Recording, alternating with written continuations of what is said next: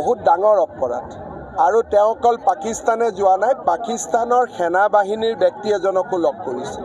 এইটো আপোনালোকে একশ্যন কেনেধৰণৰ বহুত ডাঙৰ একশ্যন। ভূপেন বৰাই এইটো আপোনাৰ ছেপ্টেম্বৰলৈকে কিয় ৱেইট কৰিছে? কাৰণ মোক কাগজবিলাকতো আহিব লাগিব না, পাকিস্তানৰ পৰা আহিব লাগিব, পাকিস্তানৰ পৰা আহিব লাগিব, ইংলেণ্ডৰ পৰা আহিব লাগিব। মই যদি আপোনাক এনেই কওঁ আপুনি মোৰ কথা মানিব জানো?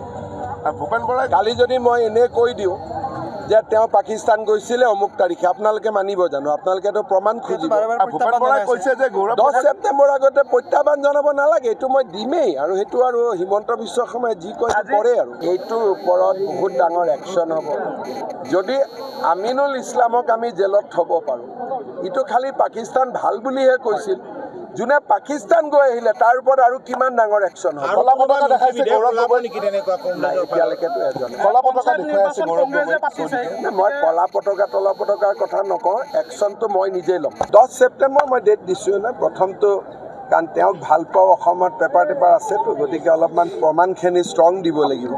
বহুত ডাঙৰ অপৰাধ আৰু তেওঁ অকল পাকিস্তানে যোৱা নাই, পাকিস্তানৰ সেনা বাহিনীৰ ব্যক্তি এজনকো লগ কৰিছিল।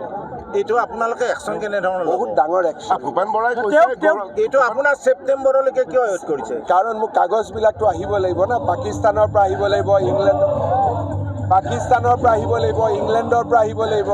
মই যদি আপোনাক এনেই কওঁ আপুনি মোৰ কথা মানিব জানো?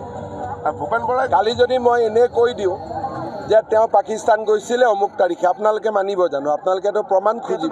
ভূপেন বৰাই কৈছে যে 10 ছেপ্টেম্বৰ আগতে প্ৰত্যাহ্বান জনাব নালাগে, এইটো মই দিমেই। আৰু সেইটো আৰু হিমন্ত বিশ্ব শৰ্মাই যি কয় কৰে আৰু এইটোৰ ওপৰত বহুত ডাঙৰ একশ্যন হ'ব। যদি আমিনুল ইছলামক আমি জেলত থ'ব পাৰোঁ, ইটো খালি পাকিস্তান ভাল বুলিহে কৈছিল, যোনে পাকিস্তান গৈ আহিলে তাৰ ওপৰত আৰু কিমান ডাঙৰ একশ্যন হ'ব। এতিয়ালৈকেতো এজনে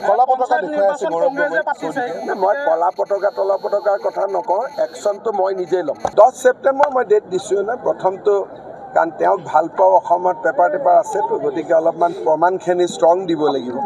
বহুত ডাঙৰ অপৰাধ আৰু তেওঁ অকল পাকিস্তানে যোৱা নাই, পাকিস্তানৰ সেনা বাহিনীৰ ব্যক্তি এজনকো লগ কৰিছিল। এইটো আপোনালোকে একশ্যন কেনেধৰণৰ? বহুত ডাঙৰ একশ্যন। ভূপেন বৰাই এইটো আপোনাৰ ছেপ্টেম্বৰলৈকে কিয় ৱেইট কৰিছে? কাৰণ মোক কাগজবিলাকতো আহিব লাগিব না, পাকিস্তানৰ পৰা আহিব লাগিব, পাকিস্তানৰ পৰা আহিব লাগিব, ইংলেণ্ডৰ পৰা আহিব লাগিব। মই যদি আপোনাক এনেই কওঁ আপুনি মোৰ কথা মানিব জানো? ভূপেন বৰাই কালি যদি মই এনেই কৈ দিওঁ যে তেওঁ পাকিস্তান গৈছিলে অমুক তাৰিখে, আপোনালোকে মানিব জানো? আপোনালোকেতো প্ৰমাণ খুজিব। ভূপেন বৰাই কৈছে যে 10 ছেপ্টেম্বৰ আগতে প্ৰত্যাহ্বান জনাব নালাগে, এইটো মই দিমেই। আৰু সেইটো আৰু হিমন্ত বিশ্ব শৰ্মাই যি কয় কৰে আৰু এইটোৰ ওপৰত বহুত ডাঙৰ একশ্যন হ'ব। যদি আমিনুল ইছলামক আমি জেলত থ'ব পাৰোঁ, ইটো খালি পাকিস্তান ভাল বুলিহে কৈছিল, যোনে পাকিস্তান গৈ আহিলে তাৰ ওপৰত আৰু কিমান ডাঙৰ একশ্যন হ'ব। এতিয়ালৈকেতো এজনে মই কলা পতাকা তলা পতাকাৰ কথা নকওঁ, একশ্যনটো মই নিজেই ল'ম। 10 ছেপ্টেম্বৰ মই ডেট দিছোঁ না, প্ৰথমটো কাৰণ তেওঁক ভাল পাওঁ, অসমত পেপাৰ টেপাৰ আছেতো, গতিকে অলপমান প্ৰমাণখিনি ষ্ট্ৰং দিব লাগিব।